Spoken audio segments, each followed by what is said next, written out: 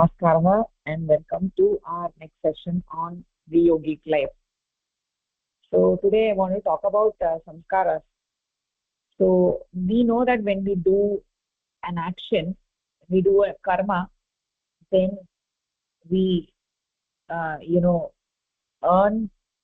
the samskaras, right? So the bhukta pratikriya. So for for every action that we do, there is samskara, and when the samskara fructifies, we get the karma pala in terms of papa and punya, right? So when somebody commits a papa, when somebody commits a wrongful act, then their mind becomes distorted, right? So until the samskara is exhausted, the mind will continue to remain distorted. So we have seen how the mind is like a rubber ball. So whenever there is a karma, there is a depression in that ball. Whether it is punya karma or papa karma, there is a depression in the ball. And as a result of experiencing the karma pala, the ball gets back into the original shape. So the ball is like a mind, is referring to the mind, right? So the ball is a representative of the mind. So until the samskara is exhausted, the mind remains distorted. So in this distorted state of the mind, right, people feel very burdened. They don't feel light and free. The reason is because their mind is not in a normal, balanced state. Due to the distortion, they are living in an abnormal frame of mind. And living in the debased condition is itself a form of punishment, right? So when the mind is heavy, when the mind is restless, when the mind is feeling burdened, then nobody can be happy, right? So the longer they remain in that distorted state, right, they are more punished, right? So the key point here is that they are not freed from that samskara, right? So when the sadhakas are engaged in doing sadhana, when they are doing sadhana, they experience immense bliss. Why they experience immense bliss is because a small or large portion of their burden of samskaras is removed by his grace, by Paramatma's grace. That burden of samskara is removed. Every day when you do sadhana, a portion of the samskara, burden of samskara is getting removed. And that is why you feel light, and that is why you feel bliss, right? And it is because of this burden of samskaras that normally human beings feel very burdened living in this society, living in this world, right? Always there is something or the other which bothers the mind, and the mind feels distorted. The mind is distorted. The mind is living in an abnormal frame of mind due to the distortion.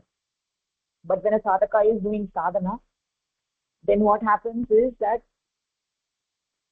a portion of the mind, their samskaras, has been removed, right? Because in sadhana, what we do is we do the samarpan of the chota map and the small I feeling, the ahankara, to Parama Purusha. By surrendering that ahankara, the burden is reduced, right? The key thing is when the mind doesn't suffer any of these distortions, when the mind doesn't have any of these samskaras, then one becomes one merges with Parama Purusha. So when we get freed from the samskaras, then we are moving towards the state of supreme bliss.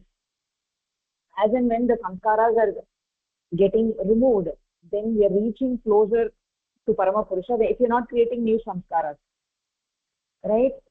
So in contrast, the longer one has to live with any samskara, then the more they will be burdened to the degree of their past nefarious activity, all the activities that they have done, and all due to their distorted state of mind, right?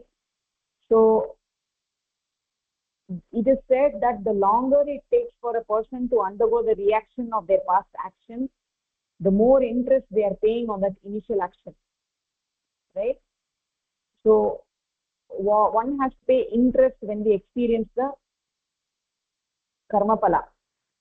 When an action is done, its reaction can never be equal and opposite.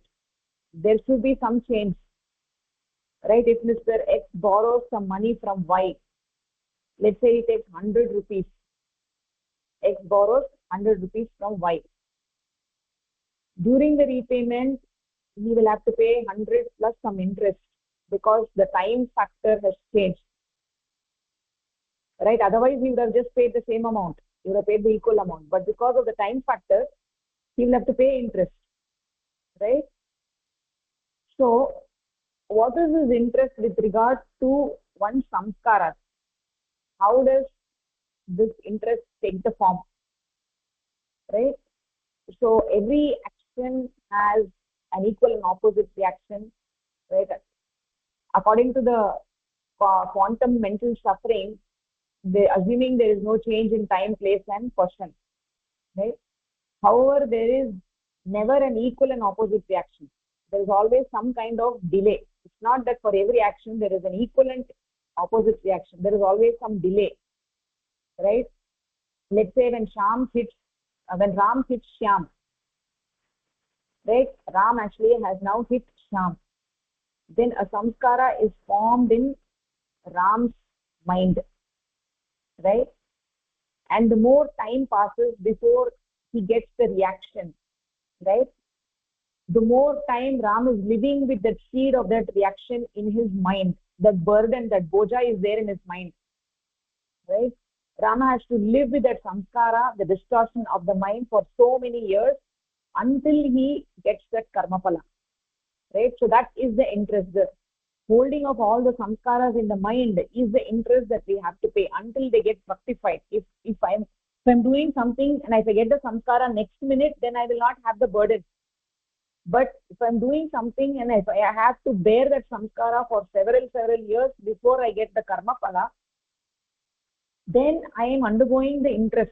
I'm suffering the interest, right? This is very similar to taking a loan and not making payment, whereby you suffer because, if you don't make payment, your credit rating goes down, right? So in that case, nobody will give you a loan as your financial stature is declined, right? In that, if that is the case, then you will not be able to, if you don't have credit rating, then you cannot purchase a house, etc. So, like that, likewise, a sadhaka who suffers from having samskaras in the mind will be unable to go close to Parama Purusha and experience bliss because of the samskaras. So, we have to live with the samskaras. What does it mean to live with samskaras, which huge samskaras? Right? The point is that in human life with very few samskaras is a life of bliss. The samskaras are what cause difficulty in life, as the samskaras distort the mind, right? So living with the burden of these unexpressed samskaras is, troublesome. So paying interest, what do we mean by paying interest? Paying interest means living with the unexpressed samskaras, the pending reactions. In that case, the mind is heavy and burdensome. Whereas if you have very small accumulation of samskaras, the mind is comparatively light and free, right? So when you come in contact with Paramapurusha, right, Paramapurusha would graciously burn or take away the samskara. So when you do sadhana, you are coming in close contact with Paramapurusha with concentrated thinking about Paramapurusha. You come in close contact with Paramapurusha, then he takes away your samskaras. Paramapurusha is Harihi, Papan Harati. So he takes away your samskaras. Whether it is Papa or Punya, he takes away your samskaras. So, for instance, if a sadhaka got a beating or received punishment, then thereafter the mind becomes light and it becomes blissful. Right? If he had a particular samskara and you experience the karma pala, even though when you experience the karma pala, let's say you had the dukkham because of that karma pala, but after you experience the dukkham and you've gotten rid of the samskara, then your mind feels light and blissful by his grace, right?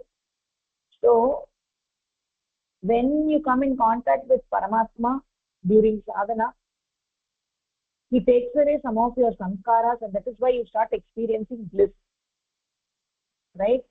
So the mind is floating in cosmic bliss when the samskaras are taken away. So for that, one has to sincerely do sadhana. Right? When a person has a heavy load of samskaras, the unexpressed reactions in the mind, then it adversely affects a person's life. Right? What is the interest that we have to pay on the samskaras? Is the holding of the samskaras for a longer period of time. Right? So when a person has that pending reaction, abhukta pratikriya, in the mind, then it causes the mind to be tainted, right? It degrades the mind. It makes the mind to do wrong things, right? By holding the samskaras in the mind is tainted, and in that degraded state, the mind has a proclivity, tendency to indulge in crude vrittis, right? So because the mind is engaged in crude vrittis and degenerated dealings, that person cannot do great work, right? Because of the samskaras. In this world, we see some people do great work, some people do not do great work. They are always stuck. Why they are stuck? It is because of the burden of the samskaras. The burden of the samskaras degrade the mind further and make them go in the wrong direction. Therefore, they can never be able to do great work, right? Only human beings, neither animals or plants, only the human beings have been blessed, right? Animals and plants, they don't have this blessing. We are the only ones who are having the blessing to engage in selfless work. We are the ones we can do seva, right? But with the burden of the samskaras, what happens is they have this tremendous inclination, proclivity to indulge in crude things, and that causes terrible suffering for them, right? So the longer one has to wait to undergo the reaction of a particular samskara, experiencing the karma pala, the more interest they have to pay, right? So what happens is when you get the diksha and start doing sadhana, the sadhakas we notice that they have started to experience the samskaras more quickly, because the sadhana accelerates the process. So whatever the karma pala that you have experienced, by doing sadhana, by coming in contact with Paramapurusha, the samskaras get experienced more quickly. As a result of it, by constantly doing sadhana, the samskaras get burnt, and a sadhaka, sincere sadhaka, will reach the Dagda Bija Avastha. Dagda Bija Avastha means Dagda means burnt, right? Everything, all the samskaras are burnt at the seed level, because these are all staying in the mind as seeds. It is like as if you're sowing a seed in the soil, and the seed is there, right? It is there for some time, and then it sprouts. So like that, the samskaras in the seed form are there in the mind. By doing sadhana, what happens is that the sincere sadhakas undergo the samskaras, the reactions, more quickly, because the sadhana actually accelerates that process, right? Action, whether good or bad, causes a deformity in the mind, and in order to regain the normal form, one has to experience as reactions the papa and punya, right? So the punya for the good deeds that we have done in the past, and papa for the bad deeds.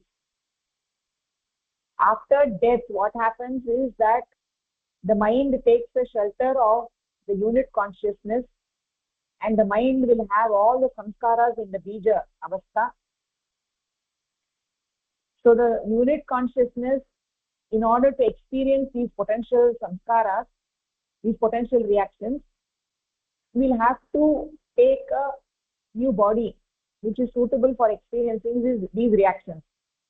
So if, for instance, if Ram dies and his mind takes the shelter of his unit consciousness, the Jivatma, then the samskaras are also there in the seed form, right? So it is also important to understand that the actual form of suffering is not predetermined. It cannot be said what might be the actual reaction of a particular action. For example, it is not predetermined that if one commits theft, his things of the same value will be stolen as a reaction, right? If Ram steals 100 rupees from Shyam, it is not preordained that the same 100 rupees will be stolen from Ram, right? The suffering is measured in terms of mental suffering to the extent which was inflicted on others by stealing their property, right? So the reaction is in the form of mental suffering.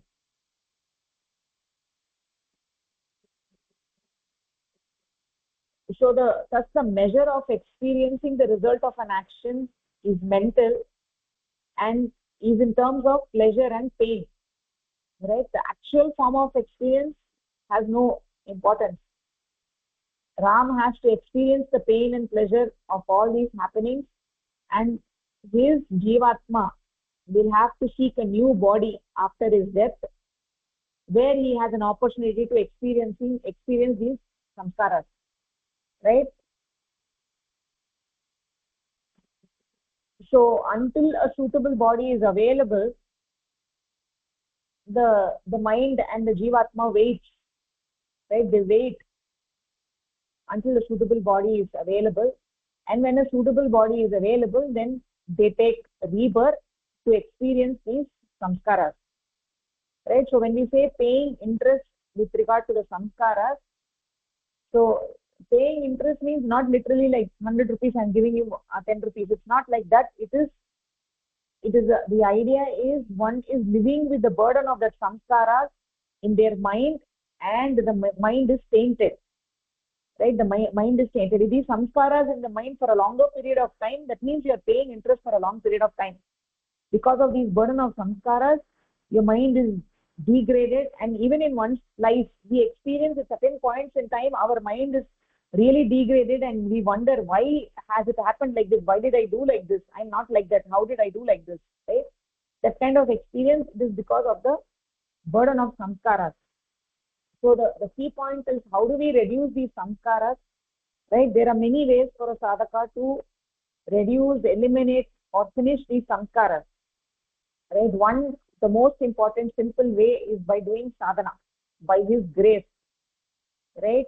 Then the burden is decreased or eliminated completely, right? Having these pending samskaras itself is a big burden. By doing sincerely sadhana, one burns the samskaras and they make their mind feel light, and that lessens their burden and suffering. So that is what this topic is. It's very important to understand, because when we do an action, we may never think about this, but every action that we do accumulates these samskaras, and because of the burden of these samskaras, which we have not been experienced, which have been earned from the prior life and also this life, prior lives and also this life, those, until they have been exhausted, one experiences the burden of these samskaras, which pulls down the mind, which makes the mind heavy. That itself is the payment of interest of samskaras. This is what I want to cover today. Any thoughts or questions on this topic? This is a very important topic. It's very critically important to understand this.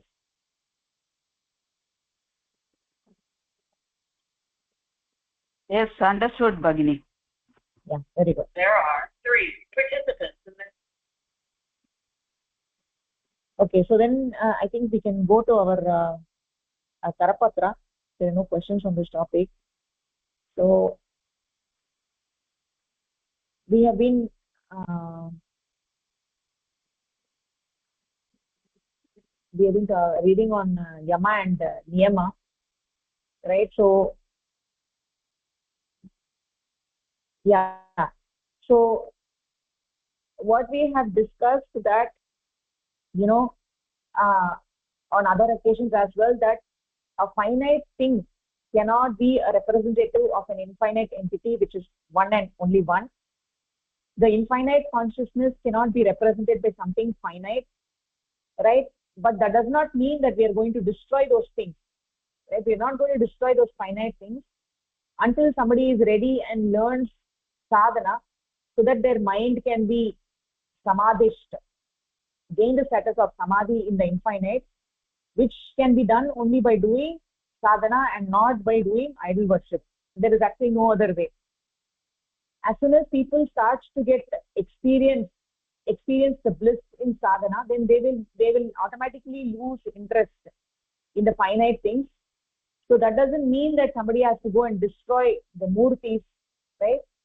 So once you learn sadhana and you inspire others to learn sadhana, then people will understand what the truth is, and they themselves will start going inwards, right? And that is the way, right? That is the way. They themselves will lose interest when they got something better, right? That, like how we've been talking about, if there is a baby which is playing with the car keys, right? If the mother snatches the car keys, the baby is going to cry, right? But if you give a better toy, then the baby will lose interest in the car keys and it will automatically throw the car keys, right? So like that, people engage in different kinds of worship with murtis and everything. That is until they realize that Paramatma is within you, and they start going inwards, right? Once they start going inwards, then they have the direct connection with that supreme entity. Then they will automatically lose interest in other things, right? That is what happens. Okay, so we'll actually go to the next paragraph. Pushpalaka, you want to take it?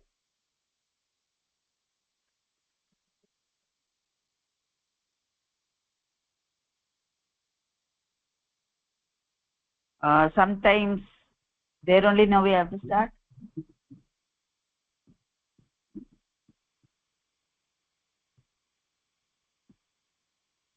Bhagini, Namaskaraha.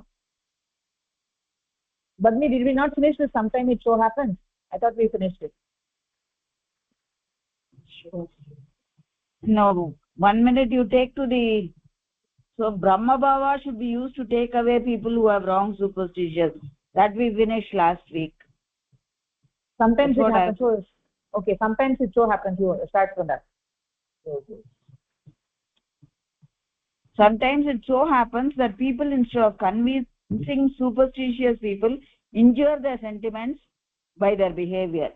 A perusal of history shows that the antagonists of idolatry have on many occasions destroyed. This also we have finished.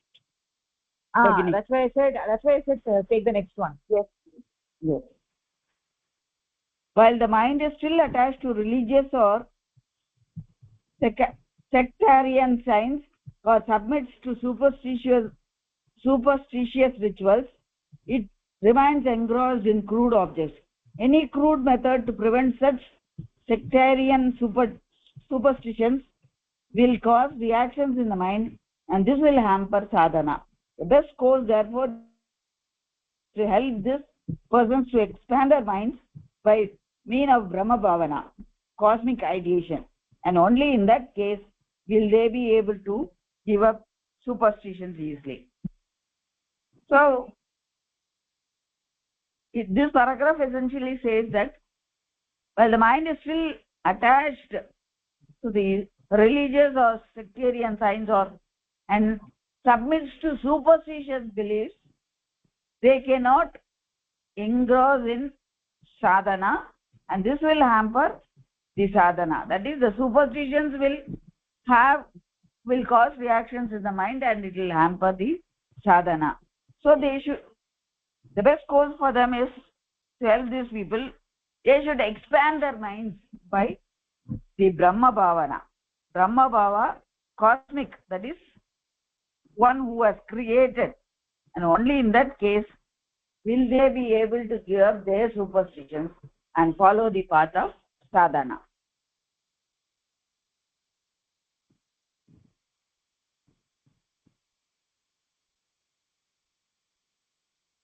Bhagini? Yes, Bhagini, nicely said. Thank you very much. So the point is that mind cannot attain a state of samadhi or suspension in infinite by focusing on finite objects. It's not possible. It has never happened. It is never going to happen, right? So if the prime minister of the country has gone out, right, for some meeting with other leaders, then we cannot make an ant to be the representative of prime minister, right? The ant can never represent the prime minister because it doesn't have those qualities, right? So we saw that in the last class as well.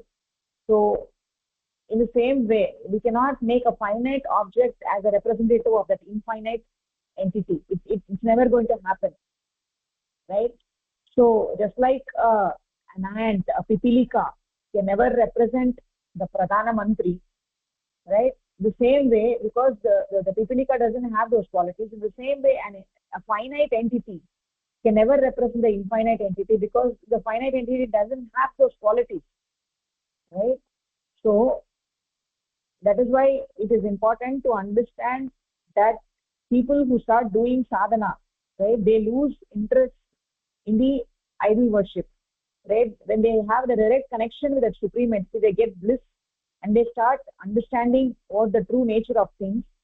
And then in such a case, they understand that everything in this Srishti is made of that Parama Purusha. The stone is also made of Parama Purusha, and idol is also made of Parama Purusha. Everything is made of Parama Purusha. No doubt everything is made of Parama Purusha. The stone, which is a Kshiti Tattva, it is the most crude thing in the universe, right? Because the Tamoguna is at peak in the stone, the Kshiti Tattva at 6 o'clock. Such an entity can never represent the infinite entity, right? It is the most crude object in the world, and such an entity can never represent Parama Purusha. Parama Purusha is located everywhere. He is Sarvavyapi, right? He is located in the stone. He is located everywhere, but that doesn't mean that the stone can represent Parama Purusha. It's not working, right? So that doesn't mean that we have the right to go and destroy the idols or harm the sentiments of people who are engrossed in that, right? That doesn't make any sense, right? That only makes matters worse, and that is not dharmic, right? So even though we, as a true sadhakas, we will not destroy, architecture, cultural art, right? But we will teach and inspire others what the yogic way of life is, and what is it to actually attain Parama Purusha, how is it to go inwards, right? So that way we will help others move towards the path of sadhana, right? So that they can also experience the bliss, be in close contact with Parama Purusha. So, right, so they also can get into this path and inspire others, right? They can get vibrated by Parama Purusha in their sadhana, and they have deep love for that entity, right? So this in terms of ahimsa, we are talking, the subject that we have is ahimsa, right? So those people who go and destroy other people's idols or their art, cultural art, right? It only exposes that these people are carrying out destructive acts which have no sense, right? They are going against the anga or the ahimsa, right? So if people are inspired to do sadhana, then they themselves will lose interest in these finite things. That is a natural outcome of doing sadhana. Not only in the stone, they will lose interest in any finite thing for that matter, right? It's not specifically saying they're losing interest in the murtis or anything, but they will lose interest in everything for that matter. Any finite object, they will understand what the value of it. They will know the nitya vastu viveka. They will know what is nitya in this world and what is anitya in this world, by that Nityanitya Vastu Viveka, they will understand the value of everything in this universe. They will understand that only Paramapurusha is one who is changeless, doesn't undergo any transformation. The Kshiti Tattva, even though it's made of Paramapurusha, but it is a finite thing, and it undergoes transformation from Kshiti Tattva. It goes on, the Jiva is created and it goes on in the Srishti Chakra. So the Kshiti Tattva is not the Akshara. It's not the Akshara Vastu. It is not the one that is not going to undergo any transformation, right? So they will get that sense when they start doing sadhana. Till they start doing sadhana, they will not be able to understand this. Okay, so that is what this is saying. We'll go to the next one. Subra Jyoti ji. Yes, Bhagini. Yeah, take the next. The principle of ahimsa, one of the aspects of Brahm sadhana, must have been clearly understood now. Let us now consider whether parent punishing a child amounts to ahimsa or ahimsa. No, it is not ahimsa because there is no intention of causing harm or pain at all. The purpose of such punishment is not to make the child satiate. The purpose of such action is only correction, whether it is a thief or a robber or a gentleman or a friend or anybody else. In any action with a true spirit of rectification cannot be termed as himsa, no matter how harsh it may seem.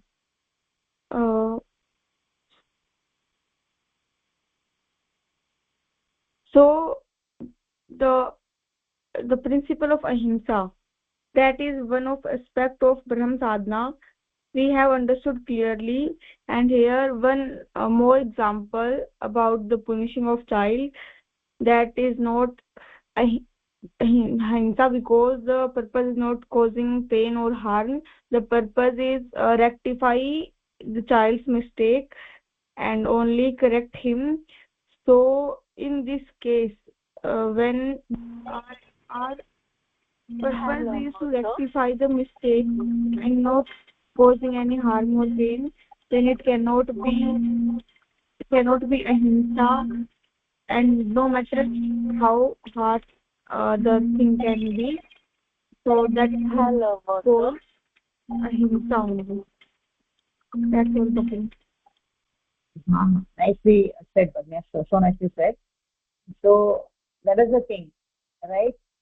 So this is another scenario here which is being given, if somebody has done something wrong, right? So in a sense, it's kind of a new scenario. So we talked about those who are attacking another country, right? They're also wrongdoers. There it is much more of a violent type of wrongdoing. In the case of a child or a thief, or certainly in the case of a friend, that people make all kinds of mistakes, right? People make all kinds of mistakes, and in order to teach them, in order to help them to become better people, sometimes certain actions need to be taken, right? Clearly in the case of children, they are learning and they will certainly make mistakes. They may go to a store and steal a piece of candy or something like that. Obviously it is not a terrible thing, but something needs to be corrected, right? Something needs to be learnt there.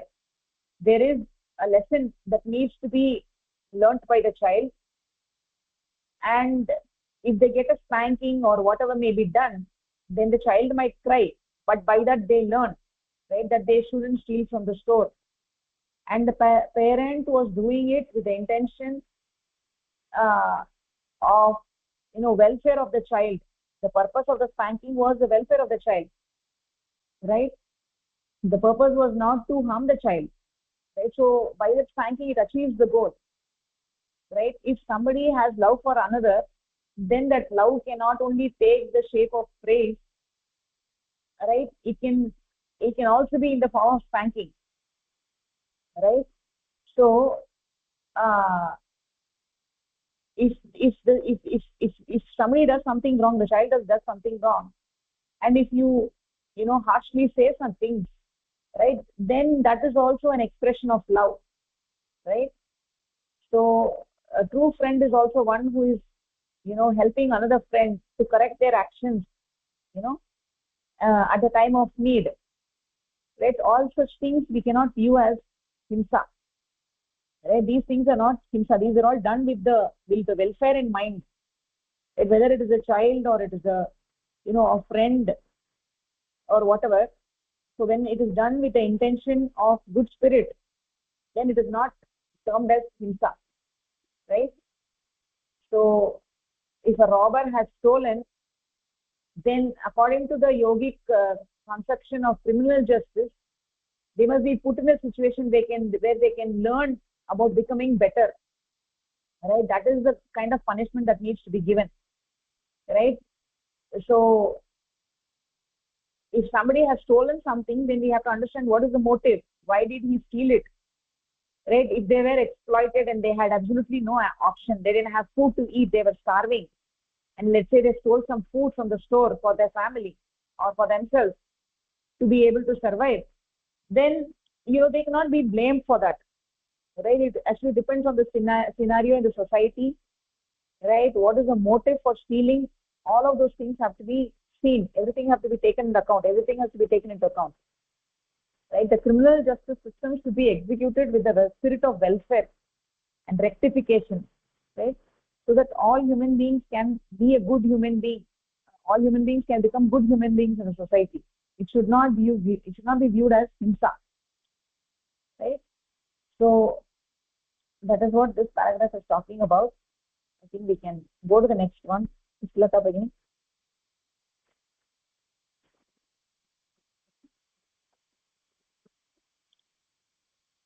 Call me only, no?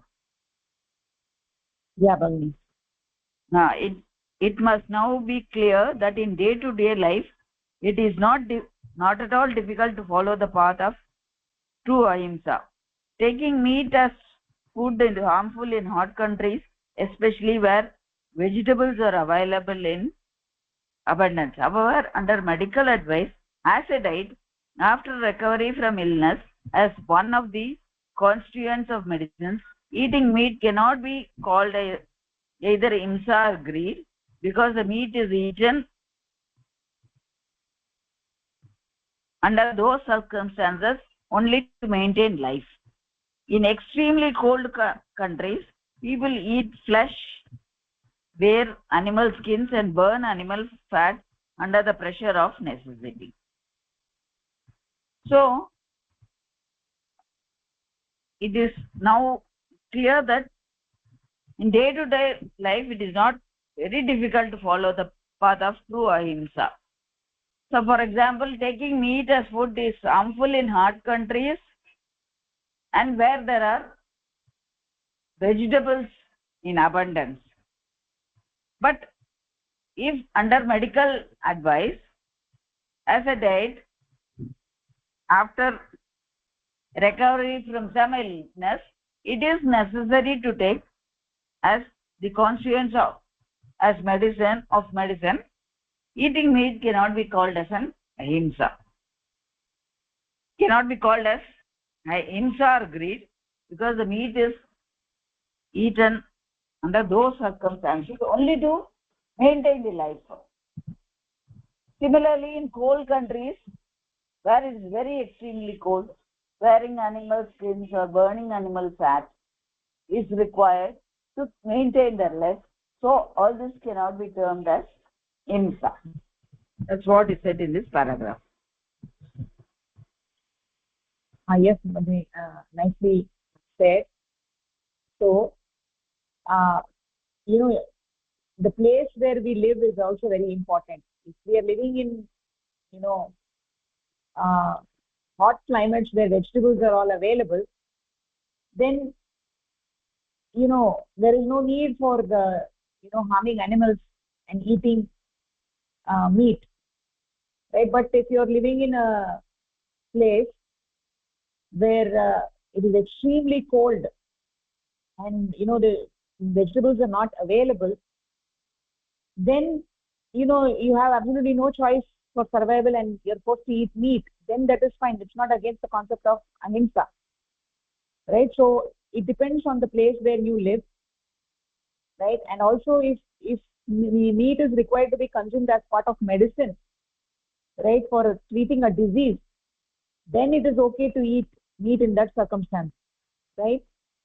So extremely cold countries, right, people eat animal flesh, wear animal skins and burn animal fat under the pressure of necessity, right? For instance, if you're in Alaska where nothing is available, no fruits and vegetables, vegetation cannot be cultivated, right?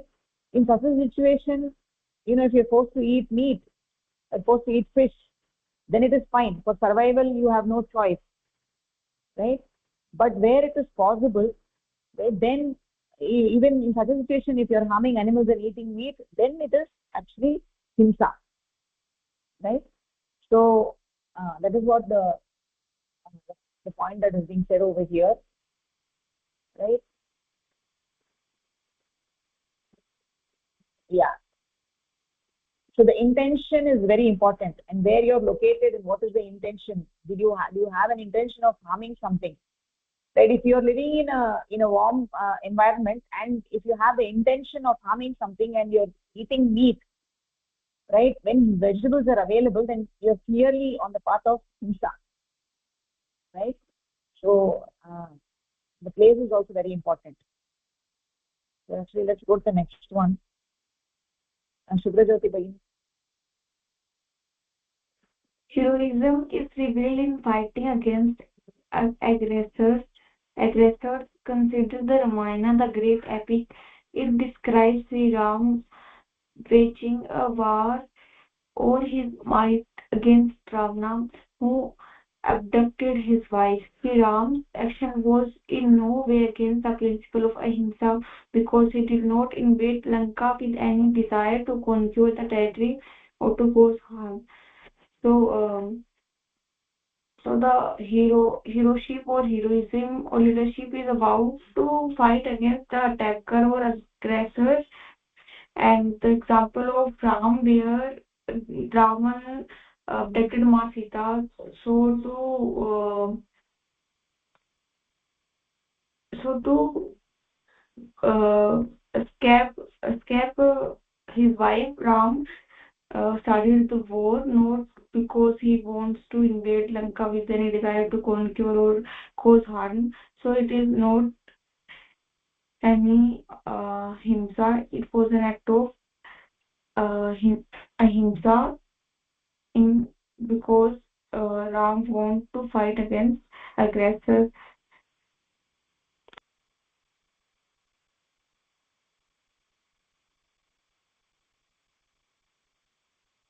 Yes, Bhavni, nicely said. So we are talking about the different aspects of ahimsa, whether something is considered as ahimsa or not, right? So if you do something for your self protection, that is not himsa. If somebody if you protect your country against aggression, right, if somebody attacks the country and you fight to protect the country, that is not himsa, right? So protecting the country against invasion, that is not himsa. It is your right and duty to do it, right? Sri Rama went to Lanka and waged a war against Ravana. So was that himsa, right? So here Ravana, he was an Atitai. We saw that, right? Who is an Atitai? Atitai is somebody who steals somebody else's wife. He's an Atitai. Dara Apahari, one who steals somebody else's wife. He's an Atitai. Ravana was an Atitai because he abducted Sri Rama's wife, Sita, right? And Sri Rama did not have any choice. The only thing, how can he get her back, right? Because Ravana would not give Sita under any condition, so he had no way. Therefore, he had to fight against Lanka, and that was not against the principle of himsa, right? So he did not invade Lanka with the intention of conquering the land, expanding his empire, or doing with the intention of doing harm, right? Harm was a byproduct. people got killed. That is a part of war. But the intention behind your act is what decides whether it is himsa or not, himsa or ahimsa. Right? Many people think that a spiritualist, let's say somebody, a sannyasi, they think that he should keep his head out of, such matters as between countries, disagreement between countries, right? And he should have an ashram, a gurukul outside somewhere in the country, and just keep quiet and do meditation and do his puja and things and not get involved in these things. But the yoga does not support such an idea. If some wrong has been done, it is nothing but cowardice to just sit in one's ashram, wait out in the country and remain aloof, right? A sadhaka, a yogi, a spiritualist should be ready to fight to protect the rights of others and to protect oneself as well. In times in which these wrongdoers are becoming aggressive, right? This is not against the notion of being a spiritualist. So if some injustice is happening in the society, and if you're just watching it and not doing anything about it, then that means you're not a true yogi, right? A yogi will not keep quiet. It is not against the notion of being a spiritualist, right? Just sitting and keeping quiet is not what a spiritualist is, right? We have wrong notions, we have convoluted ideas about spirituality, that people should just listen to spiritual songs and live in the ashram and be aloof, right? Aloof from the society. It's not like that. We should live in the society. We should become leaders in the society as sadhaka to, do what a true human being is, right? Naturally, the most courageous people in the society will be the sadhakas, because they know that Parama Purusha is with them, right? Whatever they are doing is to please Parama Purusha. If some injustice is happening to some citizen, right, that means something is happening to the santan of Parama Purusha, and we as sadhakas will not just watch against it. We will not just be sitting and watching it, right? We will take some action to fight against the injustice, right? So Parama Purusha has love for everybody in this universe, whether it is other people, or whether it is ants or dogs or frogs or anything, from all the jivas. He has the same love for all the jivas, right? So if something is happening to somebody, right, we will not just be watching it. If somebody is like trying to harm a dog, right, we'll not just be watching it and supporting that act. We'll raise our voice and we'll try to protect the right of somebody, right? So that is what a true yogi is. So in India, like several years ago, like people lived together, right, as a joint family, right? They will be father, mother, children, and aunts, uncles, everybody. They lived together, right? And within the family, they adjusted and they tolerated each other, right? But if somebody does anything to the family members, then the family members will come together to protect themselves, right? Like that, within the society, we are all a family, and if something happens to somebody, then we will raise our voice. We will not tolerate any acts, right? Any wrongdoing. A true sadhaka is somebody, they know that Parama Purusha is with them. They feel deep within their heart, and if they see something which is wrong, right, they know that Parama Purusha is not going to appreciate such things. So doing the right thing will please Parama Purusha. So they will be fearless, right? They will have no fear of going out and doing the right thing. They'll be the most fearless people in the society, right? So that is what this paragraph is talking about. We'll go to the next one. Subhrajyoti Bhagini. Consider the Mahabharata. Subhrajyoti Bhagini. Did Bhagini read heroism? I thought you read, right? Who read the previous paragraph? Shubham Bhagini read the previous paragraph. Oh, okay. Then you take it, yeah. Consider the Mahabharata. Mahapurusha Sri Krishna had insisted the Pandavas to take up arms against the Kauravas because the Kauravas were aggressors, Atatayi, who had taken possession of the land by force. No one would accuse the very incarnation of love. Sriman Mahaprabhu, one of the great revolutionists in the social and spiritual world, of adopting ways associated with himsa, but he too points like a line on the tyrant Kasi. If himsa and use of force were synonymous, Mahaprabhu, the incarnation of mercy, certainly would not have done so. So, just like in Ramayana, where Rama uh, didn't have the intention of invading Lanka, but he wanted to take away his wife who was being abducted by Ravana. In Mahabharata also, Sri Krishna told the Kauravas, told the Pandavas, and stood to their side to fight against Kauravas, who were again occupied by grabbing the land.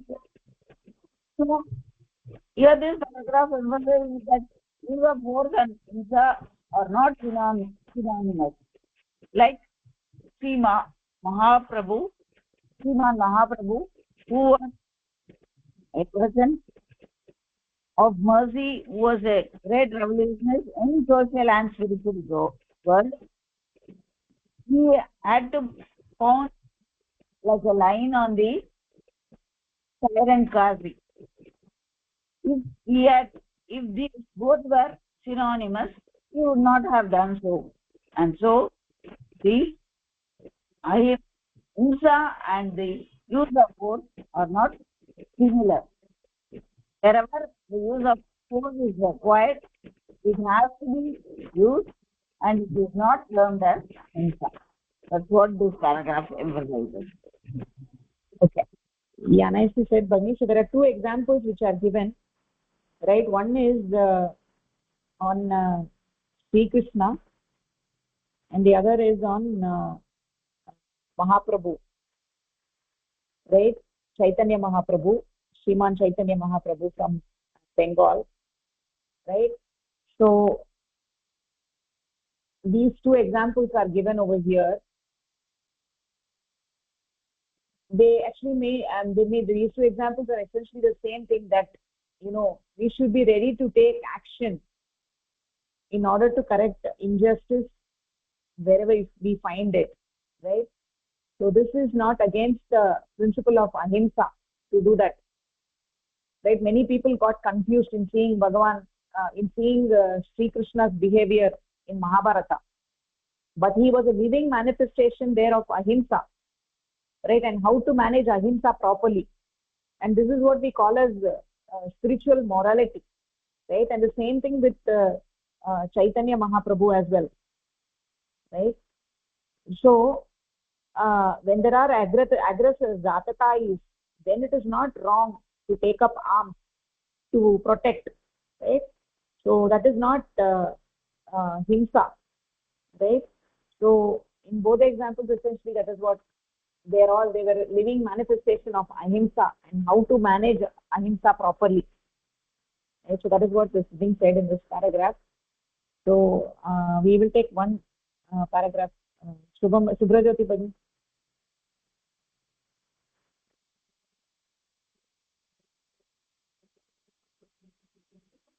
Yes, Bhagini. The use of force against an aggressor is failure, and desisting from such use of force is cowardice. But the weak people must access their strength before indulging in violent conflict with a powerful aggressor. Otherwise, if a fight is started without acquiring power, strength, injustice may temporarily triumph.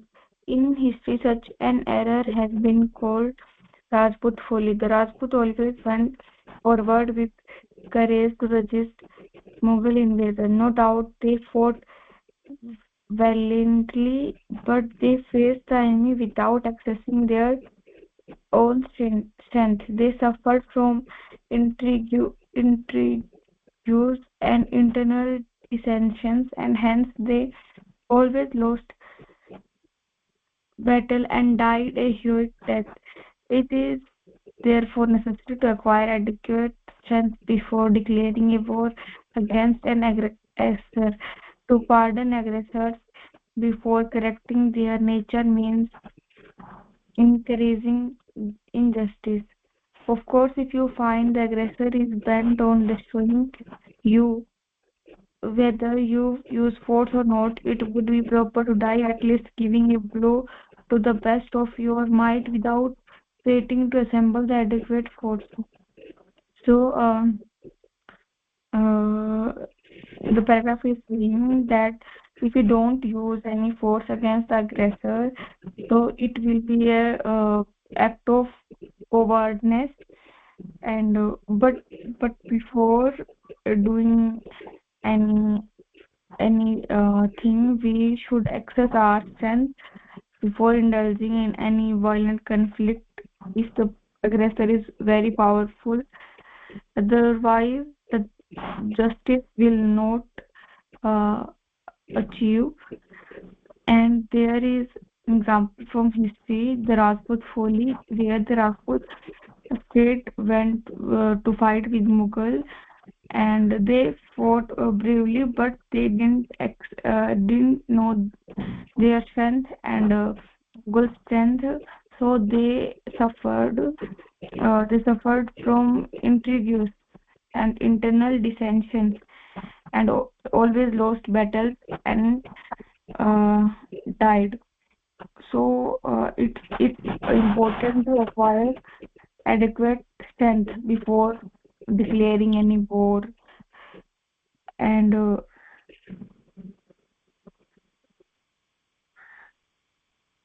and if we don't fight with them, if we don't correct the aggressors and just pardon them, then it is also encouraging injustice. If But if the aggressor is like he is going to destroy you no matter you are using any force or not, then it's best that you die giving your best, and without any like thinking of assembling the force and exact and the power. So in case if there's emergency, then you can fight the aggressor and die a brave death instead of cowardness. That's all. Nicely said, Bharti. Nicely said. Yeah, that's really great. So these are, in this paragraph, essentially these are additional points, right? So once we have adequately understood what ahimsa means, what it stands for, we've looked at a lot of different scenarios and examples in daily life as well as in collective life, right, about what ahimsa means, right? So here the point is that, you know, if somebody is using force against you, then you have every right to use force back, right? So what exactly is ahimsa is that by thought, word or deed, you're not harming others intentionally. That is what is the principle of ahimsa, right? So the intention is very important, and we have a right to exist, right? Every jiva has a right to exist, right? So uh, so there are people who, you know, use force when somebody attacks, but in that process they just lose their life, right? So one has to be prepared, one has to assess their own strength before engaging in a battle, right? So people, you know, when a lion kills its prey, it is only doing so to, you know, so that it can survive, it can exist. So the lion cannot be blamed for that, right? That is not an example of himsa, right?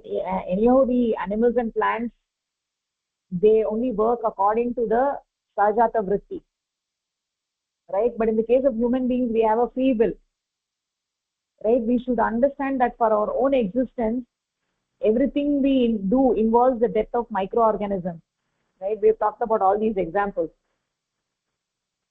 So all those things are not himsa, right? And now second point is that if there is aggression, that, you know, using force against aggression is also not himsa. We have a right to use force when injustice is being perpetrated against others, right? So, not fighting against aggression, that means we have a right to fight against aggression, and that is not against spirituality. People who think that fighting against aggression is against spirituality, they're completely wrong, right? So sadhakas are also moralists. We have talked about this, that spirituality is intimately connected with one's own link with Paramatma, right? Ultimately, spirituality is based on this idea that my actions should please that infinite entity. One who is established in that approach of life feels linked with Paramapurusha, feels dedicated to pleasing that entity, and they cannot act immorally no matter what the situation is, right? So that is what this essentially this paragraph is saying, that we have a right to use force against aggressors, and the only thing that we have to do is we have to assess our own strength. We can't just go there without assessing our strength and then this guy in front of the aggressors without even giving them a blow, right? We have to put a solid fight, right? So that is what this paragraph is saying, and with this we will conclude on what ahimsa is, and then the following point is satya, which we will take it up in the next class. Okay, any thoughts or comments? No comments. Okay, Understood. okay. धन्यवादः, नमस्कारः. धन्यवाद धन्यवादः, भगिनी, नमस्कारः. नमस्कारः.